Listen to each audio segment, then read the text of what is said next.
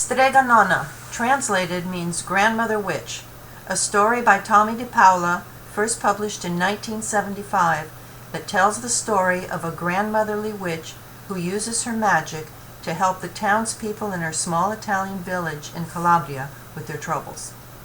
The story centers around her magic pasta pot and her young helper, Big Anthony, who gets into trouble when he tries to do magic himself. Today's reading is by Marie Daldorf. In a town in Calabria, a long time ago, there lived an old lady everyone called Strega Nona, which means Grandmother Witch. Although all the people in town talked about her in whispers, they all went to see her if they had troubles. Even the priest and the sisters of the convent went because Strega Nona did have a magic touch. She could cure a headache with oil and water and a hairpin. She made special potions for girls who wanted husbands. And she was very good at getting rid of warts. But Strega Nona was getting old, and she needed someone to help her with her little house and garden, so she put up a sign in the town square. And Big Anthony, who didn't pay attention, went to see her. "Anthony," said Strega Nona, "you must sweep the house and wash the dishes. You must weed the garden and pick the vegetables. You must feed the goat and milk her, and you must fetch the water. For this, I will give you 3 coins and a place to sleep and food to eat." "Oh, grazie," said Big Anthony. "The one thing you must never do," said Strega Nona, "is touch the pasta pot. It is very valuable, and I don't let anyone touch it." "Oh, see, yes," said Big Anthony. And so the days went by, Big Anthony did his work, and Strega Nona met with the people who came to see her for headaches and husbands and warts. Big Anthony had a nice bed to sleep in next to the goat shed, and he had food to eat. One evening, Big Anthony was milking the goat. He heard Strega Nona singing. Peeking in the window, he saw Strega Nona standing over the pasta pot. She sang, "Bubble, bubble, pasta pot. Boil me some pasta, nice and hot. I'm hungry and it's time for sup. Boil enough pasta to fill me up." And the pasta pot bubbled and boiled and was suddenly filled with steaming hot pasta. Then Strega Nona sang, "Enough, enough, pasta pot. I have my pasta, nice and hot. So simmer down, my pot of clay, until I'm hungry another day." "How wonderful," said Big Anthony. "That's a magic pot for sure." And Strega Nona called Big Anthony in for supper. But too bad for Big Anthony, because he didn't see Strega Nona blow 3 kisses to the magic pasta pot. And this is what happened. The next day, when Big Anthony went to the town square to fetch the water, he told everyone about the pasta pot. And naturally, everyone laughed at him because it sounded so silly. A pot that cooked all by itself? "You'd better go and confess to the priest, Big Anthony," they said. "Such a lie." Big Anthony was angry, and that wasn't a very good thing to be. "I'll show them," he said to himself. "Someday I will get the pasta pot and make it cook, and then they'll be sorry." That day came sooner than Big Anthony would have thought, because 2 days later, Strega Nona said to Big Anthony, "Anthony, I must go over the mountain to the next town to see my friend Strega Amelia. Sweep the house and weed the garden, feed the goat and milk her.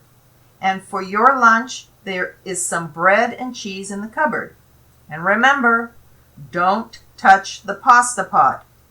"Oh, yes, yes, Strega Nona," said Big Anthony, but inside he was thinking, "My chance has come."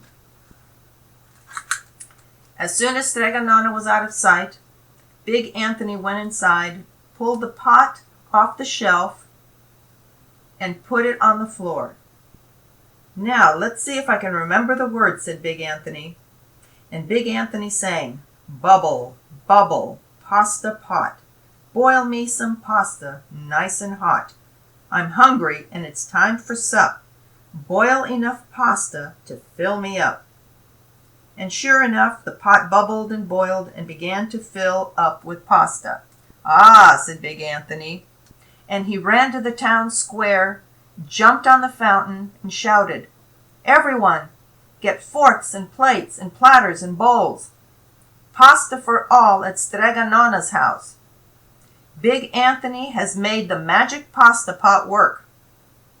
Of course, everyone laughed, but ran home to get forks and plates and platters and bowls. And sure enough, when they got to Strega Nona's, the pasta pot was so full it was beginning to overflow. Big Anthony was a hero. He scooped out pasta and filled the plates and platters and bowls. There were more than enough for all the townspeople, including the priest and the sisters from the convent.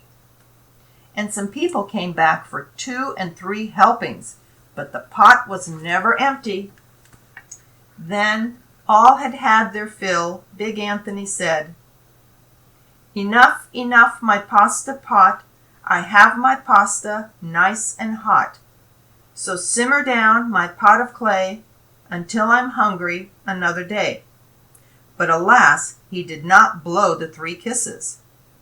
He went outside, and to the applause of the crowd, Big Anthony took a bow.